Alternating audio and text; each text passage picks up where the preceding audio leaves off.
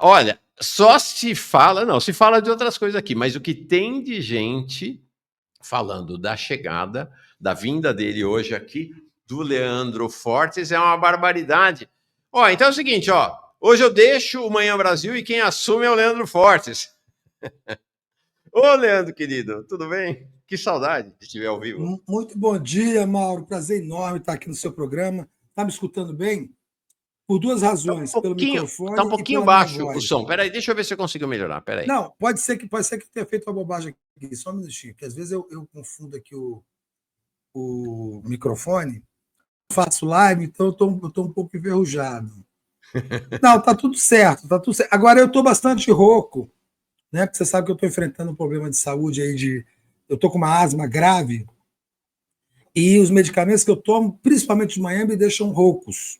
Então, me deixam rouco. Então, talvez a minha voz seja um pouco baixa por conta da rouquidão e não por conta do equipamento. Mas se Eu vocês aumentei o estiverem me volume do ouvindo, microfone está por tudo aqui bem. também. Estamos ouvindo. Então O perfeito. Roberto já chega aqui. Leandro, faz uma horinha extra aqui no Manhã Brasil. Estende o programa até meio-dia. Saudades dos teus editoriais, Galo Preto. Primeira pergunta. De onde vem esse apelido Galo Preto, Leandro? Essa é uma questão, sabe o que é isso? Essa é por conta de uma piada muito antiga que eu gosto muito, e contei algumas vezes para justamente ilustrar a diferença entre a prática e a intenção. Uma piada bem antiga e que eu acho muito engraçada. Para mim, nunca perde a graça. Um carioca vai em Minas Gerais, com aquela malandragem do carioca, se achando esperto e tal, e pergunta para um mineirinho na beira de uma rinha de galo: vem cá, qual que é o galo bom aí? Qual é o galo bom? Aí o mineirinho: bom é o branco. Aí o carioca vai lá e bota todo o dinheiro dele no galo branco. E aí, quando o galo branco entra na rinha e vem o galo preto, em 3 segundos, pega o galo branco, dá um nó no pescoço, enfia a espada no olho e mata o galo branco em 3 segundos. E o carioca fica muito puto, fala assim: vem cá, Mineirinho, você falou para mim que o galo branco era o bom, cara? Ele fala assim: o bom é o branco, agora o marvado é o preto. Entendeu? Então, assim, e eu falava assim: o que o governo Lula precisava mais do que nunca era de galo preto. Tem muito galo branco. Tem muito galo branco do amor venceu, o amor vai vencer, vamos conciliar, vamos abraçar essa árvore, vamos rezar para as nuvens, vamos aplaudir o pôr do sol. Tem muito galo branco e pouco galo preto, que é o galo branco é bom, mas o perverso, marvado, é o preto, que vai lá e resolve a coisa. Entendeu? E aí, por conta dessa piada, eu falo assim: então a gente tem que ter mais galo preto no governo. Eu falo: Flávio Dino é um galo preto, um cara que vai lá e resolve. Agora tem galo branco demais. E aí ficou essa coisa. Então passaram a me chamar de galo preto por causa dos meus editoriais. Passaram a me chamar de galo preto, os editoriais do galo preto. Adorei, não sabia. Eu vou pedir desculpa que de vez em quando eu vou tossir. Tá. Leandro, me Principalmente de fala manhã eu então, tosso mais. já que entramos nesse tema também, não sabia, tá, Galo Preto? Muito bem chegado aqui. A Mara mandando a saudação dela para você, para mim também, muito obrigado. E aí, pode ter certeza que logo, logo já começa aqui o pessoal mandando sugestões de como você se tratar. Já tem alguém dizendo aqui para você fazer yoga, é sempre assim. Mas conta para nós, como é que você está de saúde, primeiro, e segunda pergunta, vou já acoplar. Por que você saiu do DCM? Eu desenvolvi ao longo desse último ano, em janeiro do ano passado, eu tive uma bronquiolite, que é uma doença leve, né, uma infecção leve dos pulmões. Mas só que isso foi escalando, virou uma bronquite asmática, virou uma bronquite asmática moderada e depois virou uma bronquite asmática grave. Que a moderada você mantém ela praticamente sob controle, e a asma grave, praticamente você não consegue mantê-la sob controle. Então, eu estou tomando muitos medicamentos para o pulmão, faço tratamento, estou fazendo exercícios físicos e tal, mas mesmo assim eu tenho 2 horários durante o dia, de manhã e no início da tarde, onde há um acúmulo de secreção que me faz tossir muito, e a tosse é muito chata, muito enjoada, muito ruim. Então, assim, eu saí do DCM, eu avisei ao Kiko e a Marília, né, conversei com eles, porque eu não tenho nenhuma mais condição de fazer live, muito menos de 4 horas. Você vai ver que na nossa conversa aqui eu vou tossir um bocado, e no final ainda fica um pouco falta de ar. A gente já se encontrou pessoalmente, você viu que não é muito fácil, né? eu tenho que estar sempre tomando aquelas bombinhas. Então, eu não tinha condição física nenhuma. Mas todos sabem das críticas que eu venho fazendo à chamada mídia progressista há muito tempo.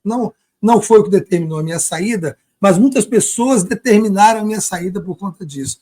Mas eu tenho preconizado, você sabe, falava disso no DCM, falava disso em espaços públicos, onde fui chamado a falar sobre isso, de que eu temo de que a chamada mídia progressista, que se transformou, de fato, numa mídia bastante governista, ela esteja morrendo na sua adolescência.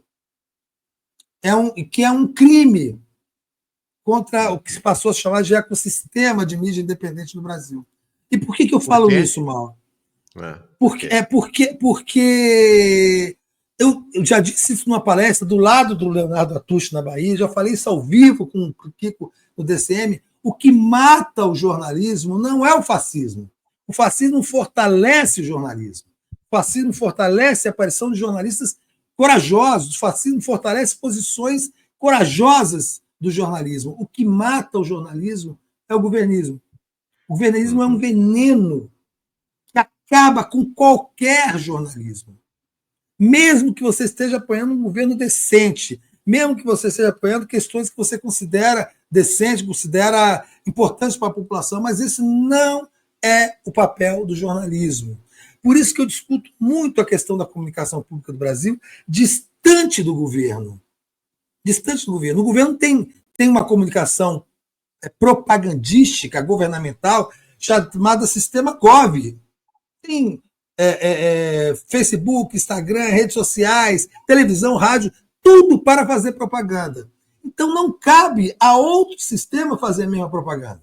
Nem, inclusive, dentro do governo. A comunicação pública da EBC não deve ser pautada pelo governismo, sim pelo debate.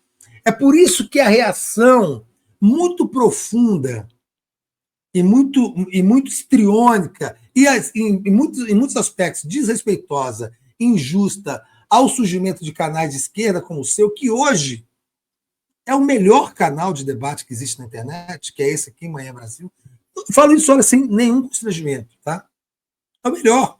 Por quê? Porque é um ambiente onde há crítica e há debate, onde há posições e contraposições, onde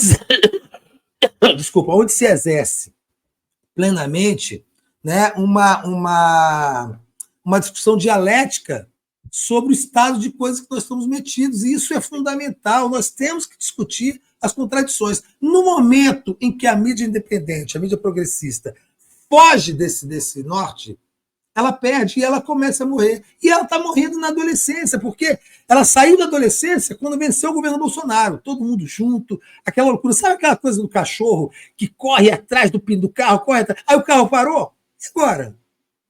O que faz depois que o carro parou? Porque o Lula foi eleito. Quando o Lula foi eleito, eu coloquei esse debate no DCM. Olha, temos que ter cuidado, a partir de agora, de não perdermos a nossa verve crítica. Continuarmos fazendo aquilo que nós fizemos todo o governo Bolsonaro. Sim. Disputando a crítica, não é isso, Mauro? Claro. Não, você traz uma questão chave, que é um cânone do jornalismo. Não existe jornalismo governista. Uma mídia governista, ela faz propaganda. Ela abre mão do jornalismo para fazer propaganda.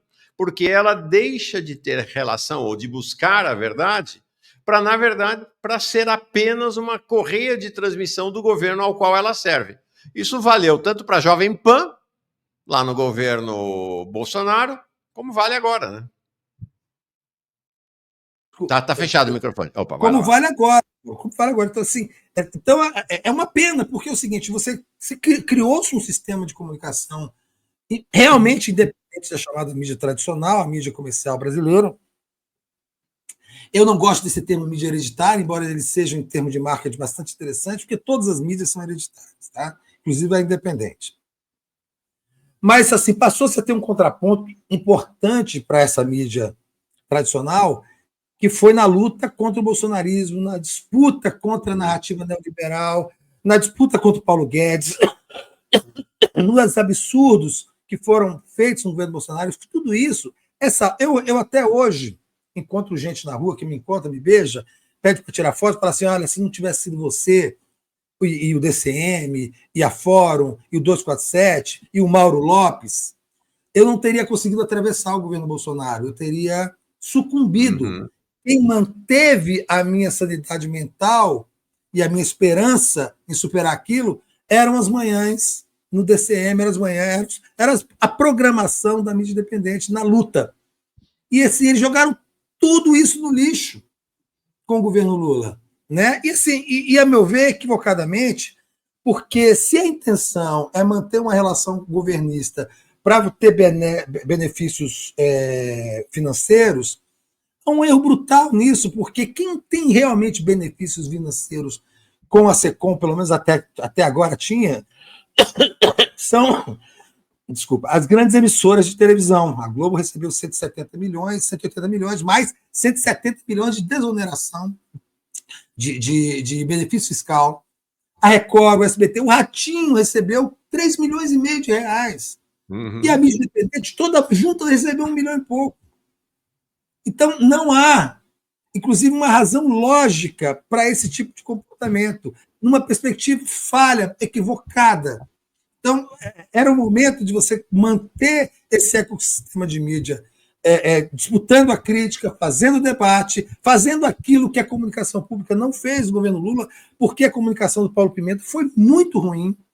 A desestruturação, não só do comando da SECOM, que não tinha comando nenhum, mas da própria EBC, que é um canhão de comunicação pública, que não foi acionado, foi transformado ali num conglomerado de tribos e grupos políticos que vivem, que apenas fazem a máquina caminhar, e estão super autocentrados e autocelebrativos, né, comemorando prêmio disso, não sei daqui, mas não tem nenhum vínculo com a classe trabalhadora. Uhum. O vínculo que nós devíamos ter na mídia independente era com a classe trabalhadora, não é com o governo.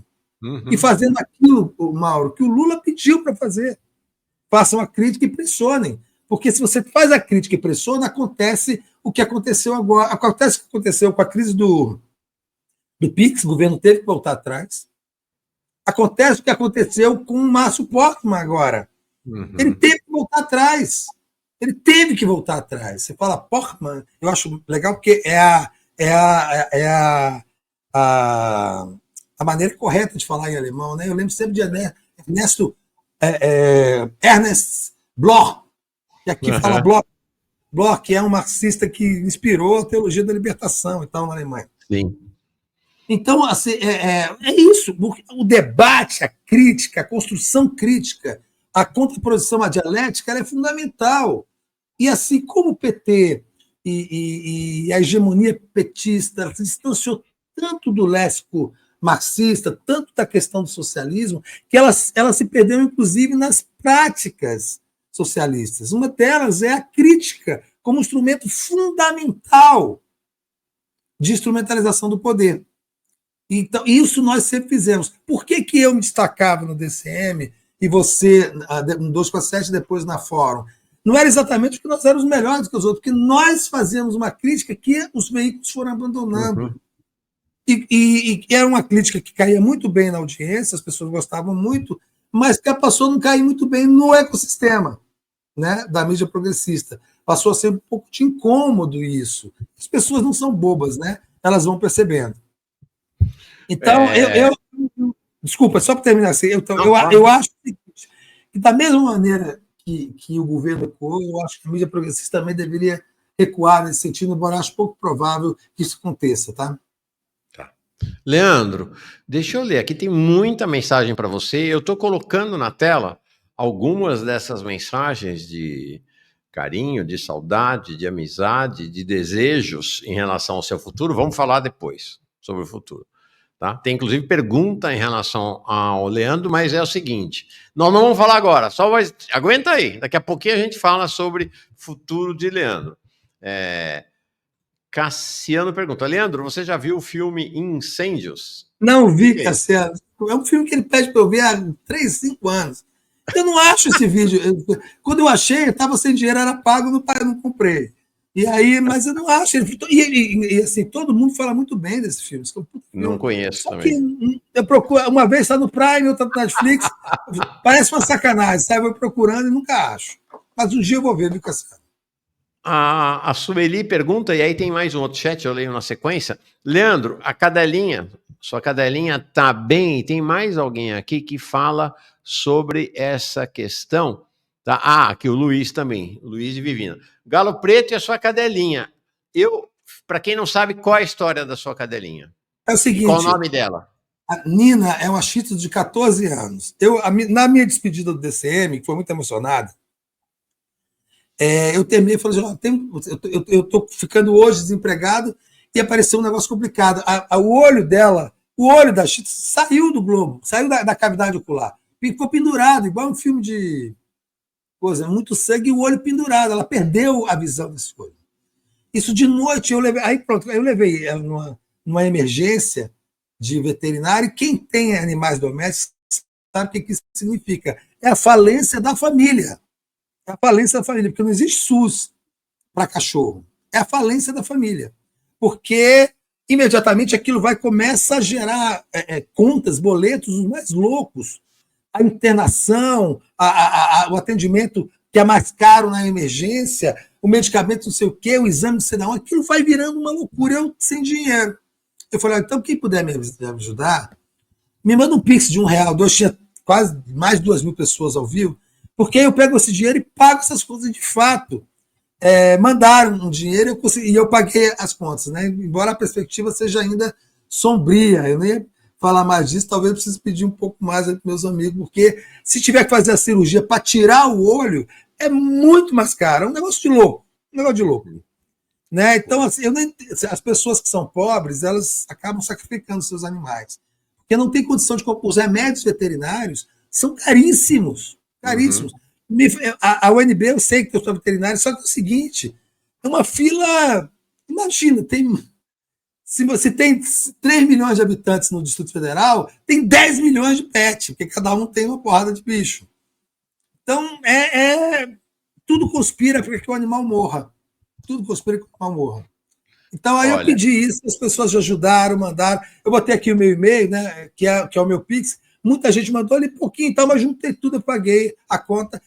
Botaram o olho dela para dentro e costuraram. Aí no dia 7, mas está ficando uma coisa horrorosa, assim, acho que não está dando certo. Dia 7 vão botar para abrir, para saber se deu certo ou não deu, para tirar. E aí, meu irmão, é mais. E eu estou desempregado, porque sabe que eu mandei o meu currículo para o Jones Manuel e o currículo foi recusado. Que eu não tinha o perfil, segundo a nota, não tinha o perfil e a naturalidade, né, por não ter nascido no lugar certo, porque eu sou baiano, ele disse que infelizmente não poderia, né, me empregar. Eu estou desempregado, as pessoas fazem muitas especulações sobre o meu futuro, pois cara imagina esse cara vai ficar desempregado. Não, mas era como o pessoal diz, o pessoal das corridas de cavalo, né? Pule de 10 que você vinha para o canal Jones Manuel na sede. Eu fui abordado nas ruas, na posse do Sidônio Palmeira, que é meu amigo, o ministro da SECOM, eu fui lá, e as pessoas, e aí, quando é que você começa no Jones Manuel? Eu falei, rapaz, eu não fui nem sondado, o Jones Manuel mandou meu currículo de volta, bateu e voltou. É porque então, é o seguinte, eu estou aqui porque, apesar de ser paulistano, a minha família vem de Pernambuco. Então, por isso eu fui aprovado. Como você é baiano da Gema, exato, né, o cara baiano, da baianidade total, não entra aqui, tem que ter alguma relação com Pernambuco. As pessoas... mas não, é importante dizer, a gente chegou a conversar, mas até em função dessa condição de saúde, o Leandro não tem a menor condição de sustentar uma live como a que a gente faz aqui. Eu não posso fazer live. Mas eu garanto para vocês, vai voltar sempre, se ele quiser, né? Para nós aqui, o convite está sempre dado. Quero muito conversar com o Leandro. Deixa eu ler aqui, então. A ausência do Leandro pesa demais das manhãs, saúde. Conterrâneo sempre ilustre, olha, uma baiana. Está certíssimo, Leandro. Obrigado. Henrique, em meio aos últimos acontecimentos no Brasil e no mundo, sentimos falta da voz única do Leandro em suas análises. Felizmente, o Twitter segue vivo e com boas críticas. Isso é verdade, o Leandro tem atuado bastante no Twitter, tá? Nós, além de moradores de Brasília, além de nos encontrarmos para almoçar ou tomar café de vez em quando, a gente frequenta um grupo de WhatsApp de esquerda que é muito intenso e, né, tá lá o Jones, o Maringoni, Breno, tem um monte de Davi gente lá. Castro, só gente Davi boa. Decache, a gente Samuel passa o dia Brown, lá, o Paulo Hugo Clias, passamos o dia lá, Albuquerque, Rose Martins, brigando. só gente boa. É ótimo. Milton Temer, que teve aqui, que deu uma entrevista maravilhosa. Milton Temer, fantástico, maravilhoso. Antropologia da Boca do Monte. Querido Galo Preto, abraços do chimarrão marxista. Porra, cara, brigadíssimo, Chimarrão, muito obrigado. O Carlos, da Unidade Popular pelo Socialismo. Muito bom ver Leandro aqui, desejo melhoras à sua saúde, mas até acho bom que ela o tenha afastado daquele incoerente. Seria bom tê-lo como participante regular, ainda que intervenções curtas. Isto vai acontecer se o Leandro puder. Mauro e Leandro no Manhã Brasil. Não, pode sonhar? Não. É realidade de vez em quando, na medida Estamos da possibilidade aqui. Também da agenda profissional do Leandro. Né? Vamos ver para que lado vai. Olha, Suzana, que legal. Minha primeira contribuição ao Manhã Brasil, né, em honra ao Galo Preto. Vida longa aos camaradas Leandro Fortes e Mauro Lopes. Vai ser longa. Olha aqui, ó. Karim Kitsung. Você vai falar disso daqui a pouquinho, só vou ler mais um. Queremos o Leandro no Cultiva. Saudade de ouvir. Cultiva é um canal de esquerda do YouTube também. O da HIT. Do Rudahit, a queridíssima, já fica um beijo para ela, a Mafê, Maria Fernanda, agora vereadora do PT lá em... Jaguarão, na fronteira do Rio Grande do Sul, ali com o Uruguai, também está no canal. A Karen chega como nova membro aqui, muito bem chegada. Mauro, parabéns pela excelente Manhã Brasil. O que é o Cultiva e que história é essa? Você vai para o Cultiva? Não, estou, assim, continuo desempregado, as pessoas falando para onde eu for. Né? O Instituto Cultiva é do Rudahit, é um sociólogo ligado ao PT, mas é um cara com uma visão muito crítica, é um homem de esquerda, que tem uma visão bastante interessante sobre o que é comunicação para o governo e o que é colaboração para o governo a partir de um militante do PT. Ele tem uma visão bastante crítica. É um crítico do Haddad, por exemplo, há muito tempo, quando não era modinha, ele já fazia, passou um tempo no DCM, depois saiu, brigou lá com o Kiko, saiu e tal, e o Instituto Cultiva passou a se dedicar a fazer algumas lives. A Mafê faz uma live deliciosa chamada Oi, Oi, Oi, né? Recomendo a todo mundo ver, e a fazer a crítica correta ao governo, que é aquilo que a gente fala, se é preciso fazer a crítica, principalmente se ela vem dentro do PT, ela se torna ainda mais importante, né? Porque é o seguinte, não adianta, a gente discutiu bastante tempo que a comunicação do governo era ruim, e é ruim de verdade, é muito ruim. O padrão de qualidade da comunicação já mudou rapidamente com a vida do Sidônia.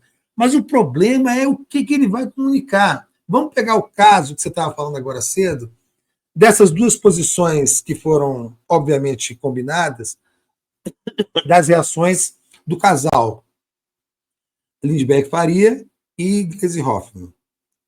Ambos começam com uma crítica enorme, que o aumento dos juros é terrível para a economia, massacra a população, acaba com os pobres, deletéria para o país, mas já havia sido contratada esse aumento pelo Roberto Campos Neto, o que todos nós sabemos que não significa não é nem exatamente que é uma mentira, embora seja uma mentira, né?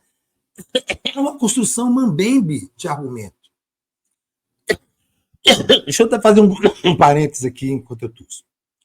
Quando houve, em 2010, a crise da bolinha de papel do Serra, em que ficou desmentido por vídeos que ele tinha levado só uma bolinha na careca, aquilo, durante a campanha eleitoral, eu falei assim, vem cá, o que precisa ser feito do ponto de vista de marketing para se criar o que se chama em marketing de argumento de militância? Nós precisamos dar alguma coisa para a militância seguir em frente. Pode ser o argumento mais maluco do mundo, mas tem que ter um argumento. Aí chamaram um perito, que é aquele cara que eu esqueci, que se presta a qualquer serviço, e ele, no Jornal Nacional, numa longa matéria, ele falou o seguinte, que aquela bolinha que aparece batendo na careca e voltando para o chão, uma bolinha desse tamanho de papel, foi atirada para que o atirador fizesse um cálculo da distância que estava do Serra, e em seguida, aí ele atirou um rolo de 500 quilos na cabeça do Serra, que não foi filmado, que ninguém viu de nada. Era uma mentira absolutamente absurda e deslavada, completamente sem sentido, mas que foi dada para a militância seguir adiante. Olha, se perguntarem, o seu argumento é esse. E aí o sujeito que está disposto a eleger o Serra, o sujeito que estava disposto a vencer o Lula, a Dilma no caso, o sujeito que estava disposto a levar adiante o apoio dele a um candidato capaz de fazer alguma coisa, usava esse argumento. A mesma coisa foi que, na minha opinião, a Gleisi e o Unibeck fizeram juntos. Eles criaram um argumento absurdo para a militância seguir em frente. Olha, se perguntarem, pô, mas vocês diziam que o Roberto Campos Neto era um demônio. Era o demônio. Era a encarnação do demônio, porque destruía a educação, a saúde, tirava o dinheiro do povo, botava o dinheiro na mão dos rentistas, que aumentou. Lembra que quando estava em 13, 25 lá atrás, ainda por cima era um deboche com o número 13 do governo Lula, do presidente Lula, do PT? Então era um ataque visceral. Aí muda o Banco Central, no indicado do PT, e aí tem um aumento de 1 ponto, vai de novo para 13, o número simbólico, e a história é de que foram contratar, aquilo estava contratado, isso não existe.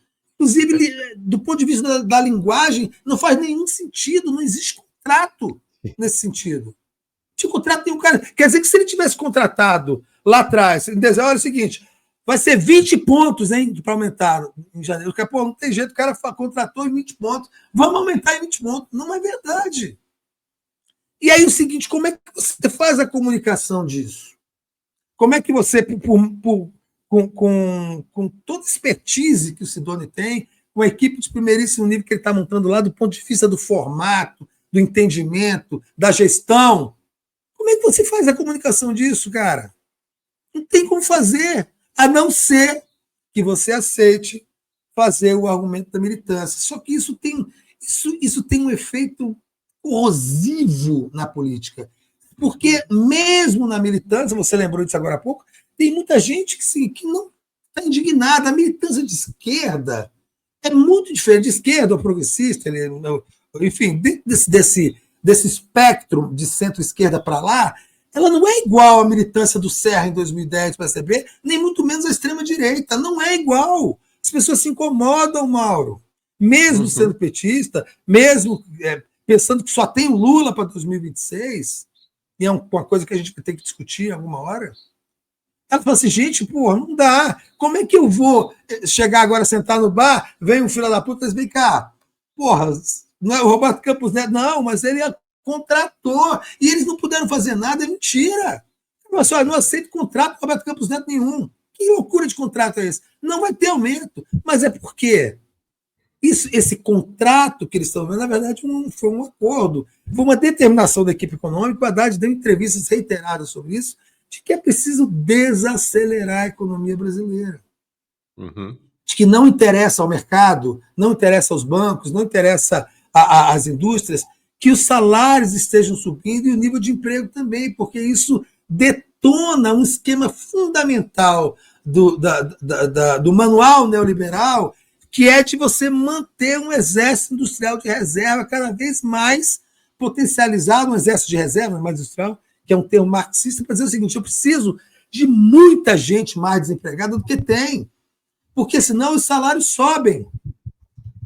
E o salário subindo, eu fico sem alternativa para chantagear a classe trabalhadora. Então, assim, o erro fundamental dessa política de governo hoje é de que ela não está centrada na classe trabalhadora.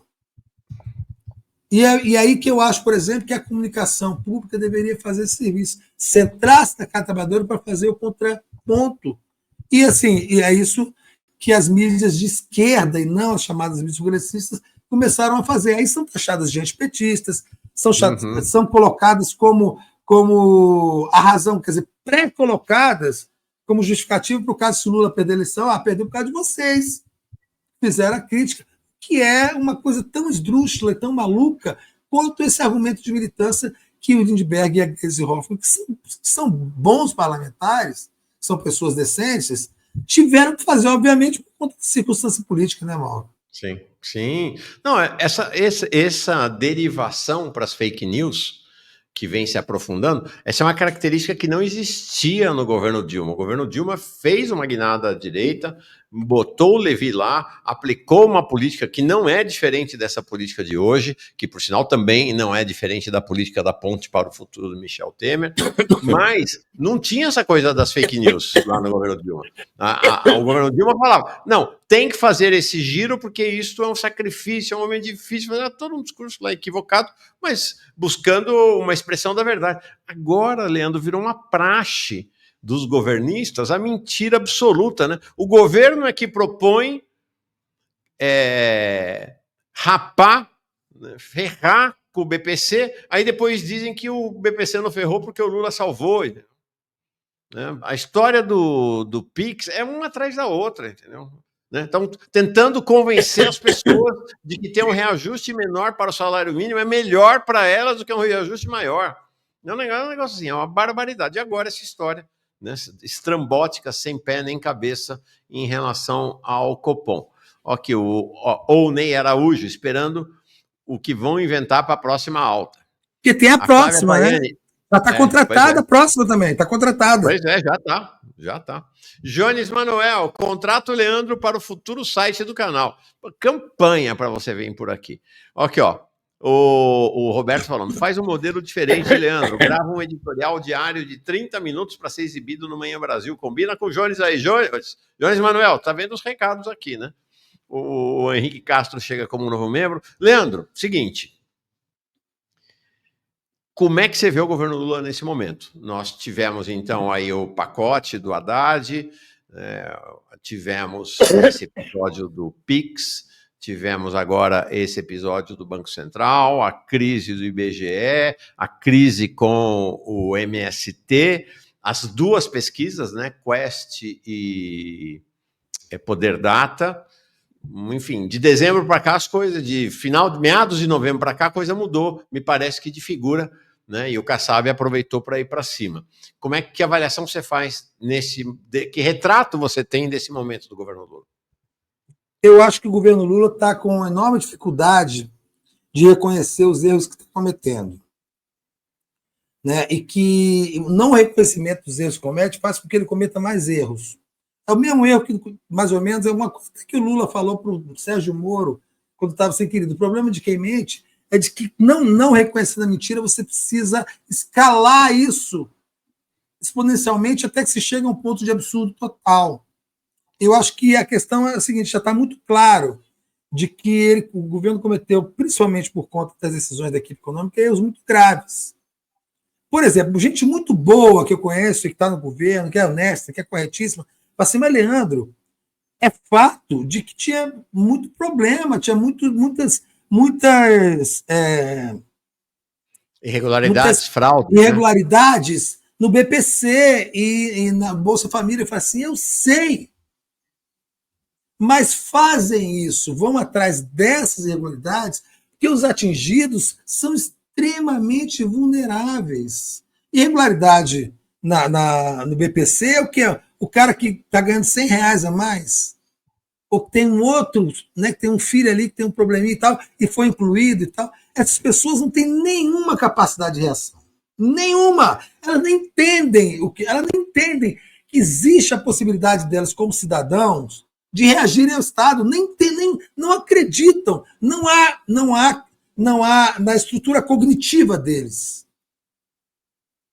nenhuma variável que os possa impelir a buscar na Defensoria Geral da União um reparo ao que está acontecendo. Eles não sabem, eles são escravos das circunstâncias, são gente analfabeta, semi-analfabeta, doente, precarizada, miserável, faminta, e que de repente perde o BPC, porque caíram num pente fino, porque tem um erro, porque o nome da mãe era Maria Aparecida, não Maria de Lourdes. Uhum. E elas não sabem. Então é uma crueldade do tamanho do mundo. Assim, para de fazer pente fino com gente pobre. Mas por que faz com o BPC com o Bolsa Família? Porque a escala é gigantesca. Aí você tem um volume de dinheiro como é que chama? Que é protegido a partir disso, que chama atenção. Mas por que não vai nos devedores do INSS? Que um só bate o valor todo. Aí você tem 300 mil pessoas que perderam o BPC no Brasil. que não tem a menor ideia do que fazer em relação a isso, tá, Mauro? Nenhuma ideia. 300 outros mil que perderam o Bolsa Família, que não tem. Então, são pessoas pobres, miseráveis, que vivem numa desgraça total, que ainda por cima ficaram mais pobres e miseráveis e mais desgraçadas.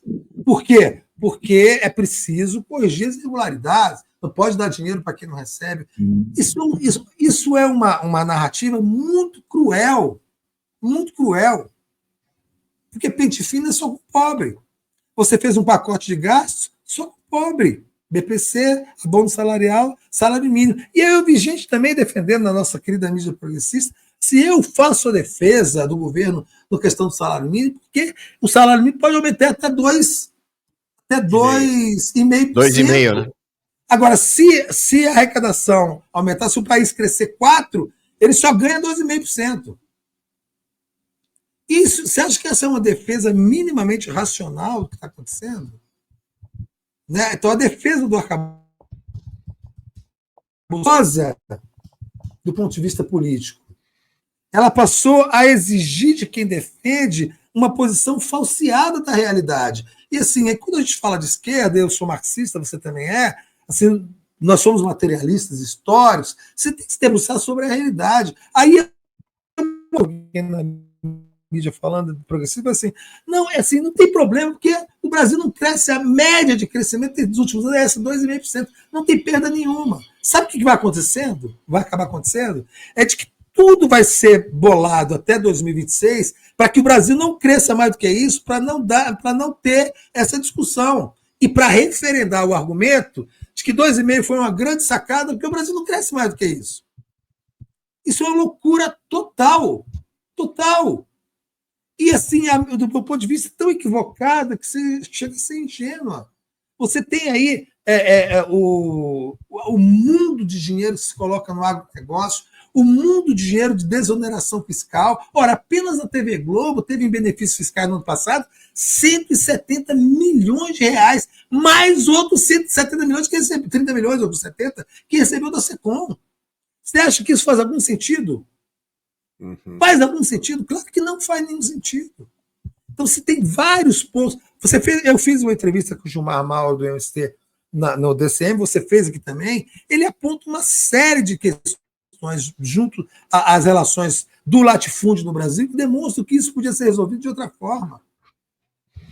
Você tem outros flancos muito mais poderosos, que geram muito mais recursos, do que os miseráveis do BPC, do que os miseráveis do salário mínimo, do que os miseráveis do abono salarial, Mauro. Assim, não é possível que o governo não reconheça que isso, do ponto de vista da comunicação, vai se tornar indefensável. O que o Sidônio vai poder fazer em relação a isso? Sim. É indefensável. Essa traz uma questão, né? O que salva o governo é a política. Claro. Essa tese de que o problema do governo é a comunicação é um absurdo. Né? Quem é que salva o governo com essa história da taxa de juros?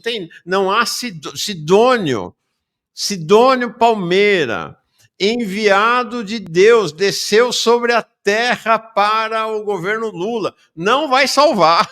Não tem quem salve. Porque a comunicação não salva. A comunicação comunica, ela não faz milagre. Por exemplo, olha só, você tem a questão, você teria agora mesmo um case de comunicação interessante, que era mostrar para a população que a gasolina vai aumentar, não é por causa do governo federal, é porque vão aumentar os impostos estaduais de ICMS. Você tinha ali, um case de comunicação fácil, mas aí o governo vai e aceita aumentar o diesel. Uma decisão do governo federal. Como é que você vai fazer uma campanha contra os estados, que eles estão aumentando a gasolina, com esse rabo preso do governo aumentando o diesel, no país, no maior país do mundo com o modal rodoviário que existe no planeta? Em que o aumento do óleo diesel, ele necessariamente, matematicamente, resulta em inflação de alimentos. No momento que a discussão mais grave inflacionária é a inflação dos alimentos. Não lhe parece uma loucura? Não lhe parece que alguém ensandecido está determinando as coisas que estão acontecendo dentro do governo?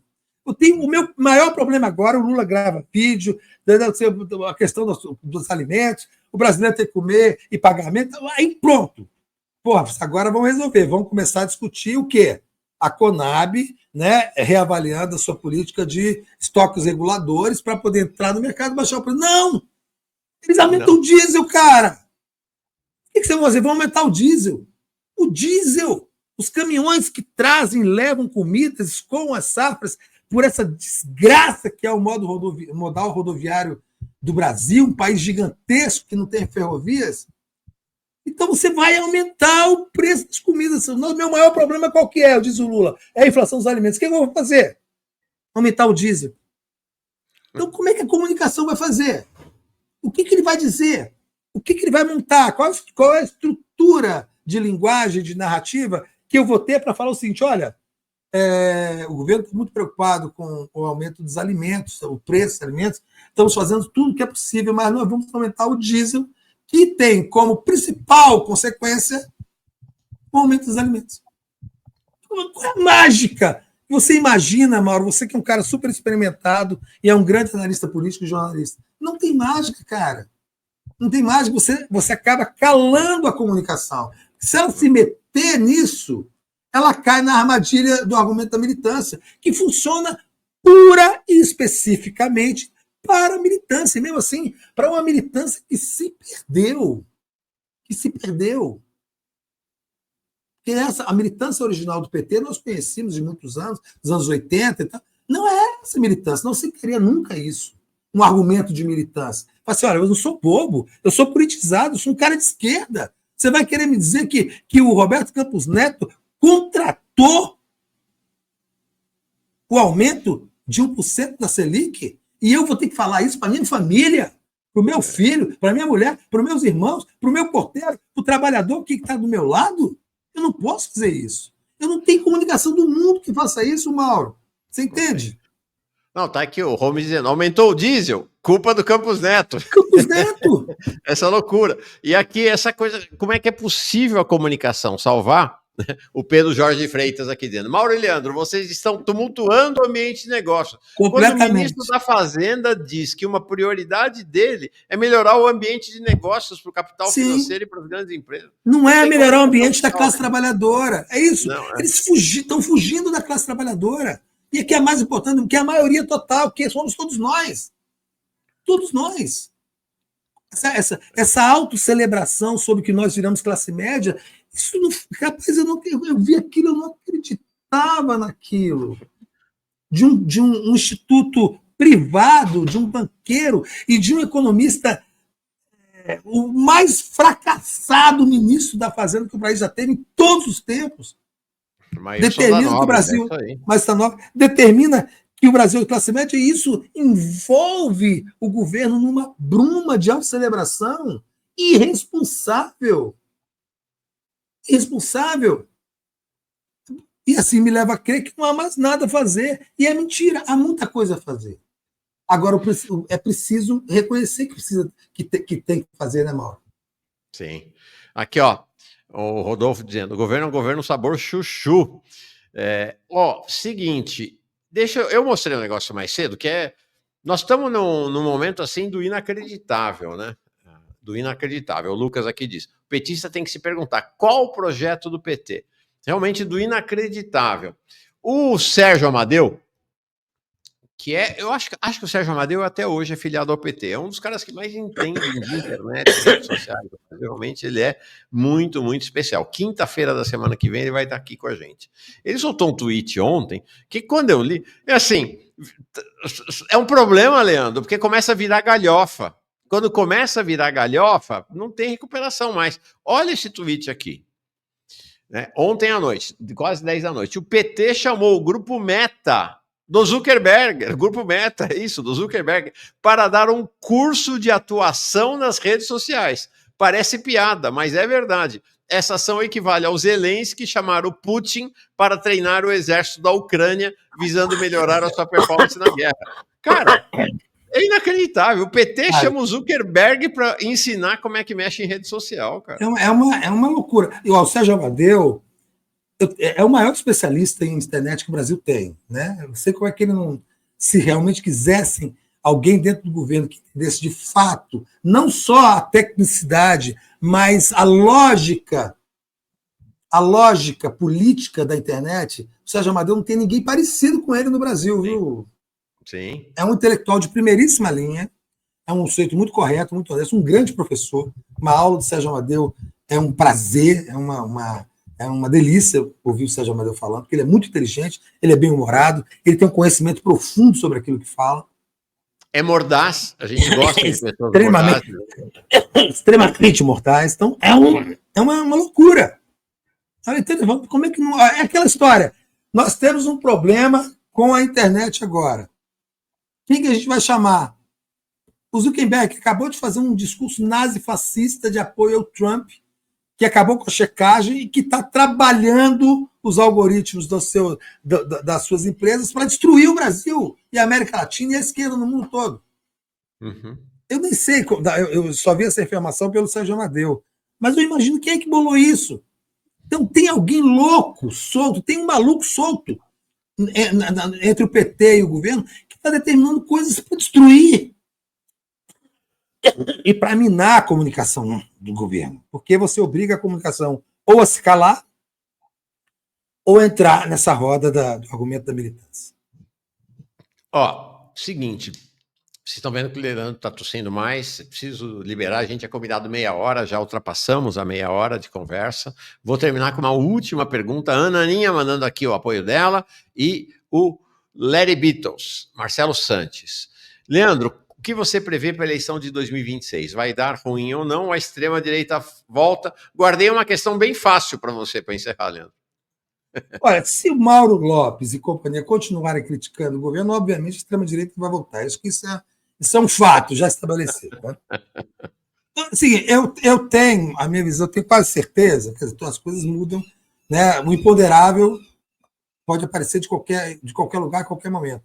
Mas eu tenho a impressão que nesse espectro chamado progressista, que é uma palavra que cada vez mais eu desprezo, esse espectro progressista não vai ter não há tempo da construção de outro candidato além do Lula. É uma pena porque é o seguinte, a gente está escravizando 2 gerações, 3 gerações de eleitores brasileiros naquela hipótese de que ou é o Lula ou é a extrema-direita, ou é o Lula ou são os fascistas, ou é o Lula ou é a barbárie. E isso é péssimo para todos nós. A gente, assim, há um impedimento geral da construção de uma alternativa ao Lula, como se... Desculpa, deixa eu dar uma respirada. É como se isso fosse uma coisa ruim. Não é, cara. Não é uma coisa ruim. Não tem por que ser ruim. Então, mas assim, estamos em cima. Já falta quanto tempo? 2 anos para a eleição. Não, menos, né? Porque a eleição menos, em outubro. É verdade. Pois é. Menos. Já está faltando aí... Então, daqui a pouco está todo mundo assim, não, tem que ser o Lula, estamos todos nós, assim, olha, debruçados sobre a questão, críticos do governo Lula, com críticas importantes, exigindo coisas que sejam feitas. Eu vi a posição da CUT, achei interessante sobre... Eu não vi a CUT tão crítica assim fazia muito tempo sobre a questão dos juros do Banco Central, mas esse movimento é um movimento tardio. Eu acho que o que pode melhorar essa relação é o governo Lula começar a reconhecer alguns erros, fazer algumas guinadas, obrigar a equipe econômica, o Haddad, a parar um pouco, né, desse hiperfoco com os pobres e partir um pouco para cima dos ricos e, enfim, parar de criar argumentos de militância e se debruçar sobre a realidade e pedir desculpa e recuar quando for necessário e pensar, né, de que não vai ser uma eleição fácil. O Lula já não ganhou essa eleição de 2026. Isso é uma bobagem. Você viu a governadora do Rio Grande do Norte, Fátima Bezerra, dizendo que o Nordeste não é do Lula, não está entregue ao Lula, que ele pode perder o Nordeste. Se ele perder o Nordeste, meus caros, perde a eleição. Se ele perder a Bahia, ele perde a eleição. E lá está se fazendo, a extrema-direita está fazendo um movimento ostensivo de ocupação dos espaços políticos e principalmente dos espaços ideológicos. Se não houver esse embate, e se depender só da comunicação por esse embate, vai ser uma eleição muito difícil, viu, Mauro? Perfeito. Vai ser dureza. Vai ser dureza. E assim, o Kassab já sacou, já foi para cima, foi no pescoço. Claro, cara, isso não é bom. Tem uma versão dos governistas, assim, parece uma coisa, usar uma palavra antiga, não sei nem se politicamente correta, tá virando uma coisa lunática, entendeu? É o Zé Simão que fala, né? O país da piada pronta, né? O pessoal dizendo que o Kassab fez esse ataque ao governo porque o Lula e o Haddad estão fortíssimos, entendeu? É um negócio... É uma atrás da outra, viu? Agora, é um estado de negação, né? Vai estar de negação. O Clydes Ibn Ayud Salah Aldin Novaes, o Clydes diz, Mauro, ninguém do PT dá atenção à crítica fora do núcleo duro de intelectuais do partido. Aquilo virou um politburo. Um politburo é melhor. Era bem melhor. Leandro, eu vou te liberar, vai chegar na tua sequência agora o Tadeu Arraes. Fica aí, porque é o seguinte... Primeira pesquisa nacional feita com trabalhadores e trabalhadoras submetidos à escala 6x1. Primeira, tá? Trabalhadores e trabalhadoras de todo o Brasil. Então, o Tadeu Arraes vem conversar com a gente agora, ele é o coordenador da pesquisa e do Observatório do Estado Social Brasileiro, vai apresentar em primeira mão para nós os dados da pesquisa. Mas, Leandro, te amo, homem. Muito obrigado, é absolutamente recíproco. Muito obrigado. Olha, Mauro, parabéns por esse programa seu, viu? A internet estava devendo um programa como esse de manhã, um programa durante o dia, para a gente ver com gosto, debater com gosto, sofrer às vezes, porque assim não é legal você ver que as coisas desmoronam. Mas é mais triste saber que desmoronam sem a crítica, esse argumento de militância, essa tristeza, esse processo de negação, para fingir que as coisas estão indo bem, de que o PIB está indo bem, a economia está crescendo, mas as pessoas estão... Você vai no supermercado, as coisas estão muito caras, a inflação de alimentos é muito alta, a inflação de combustível... Uma vez eu discuti no Twitter com alguém da FUP, né, da Federação Única dos Petroleiros, ele falando o fim do PPI. Eu falei, que fim do PPI, cara? Você enlouqueceu? Que país você mora? Está tudo baratinho aí. Eu lembro que o Milton Fernandes fala assim, eu só faço minhas compras na FGV. Ele fala assim, eu só faço as minhas compras na FGV, porque lá tudo baratinho.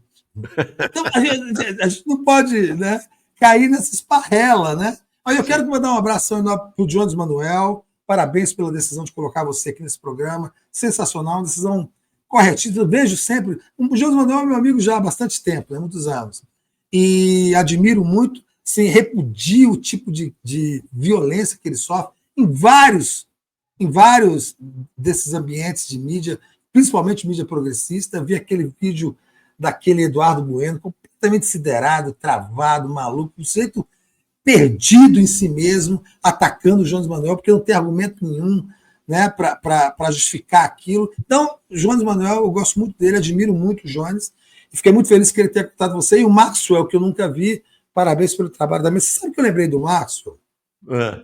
Que tem uma música dos Beatles chamada Maxwell Silverhammer, que eu gosto muito. Né? E você talvez fala Maxwell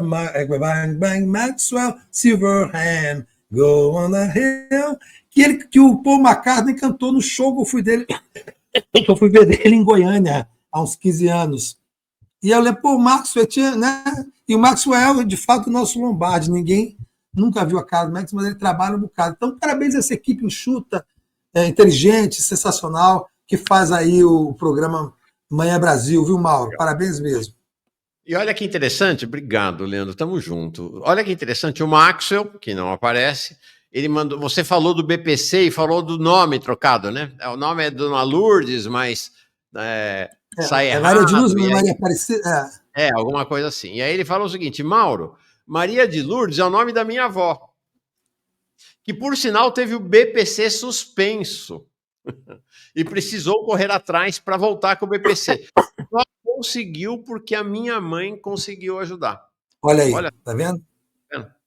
Leandro, querido, então, vamos esperar as definições da sua futuro profissional, né? Já sabemos, então, que não vai voltar nesse esquema de ancoragem longa, mas essas mais rápidas. Então, se você topar, vamos repetir isso aqui, sei lá, 2 vezes por mês, o tempo que você, né, com a periodicidade que for boa para ti, tá bom? Tá bom, então. Obrigado pelo convite, uma honra enorme, viu? Obrigado. Vamos almoçar e tomar café aqui em Brasília, nós dois brasilienses aqui. Claro. Grande abraço. Quando eu estiver tossindo, só café.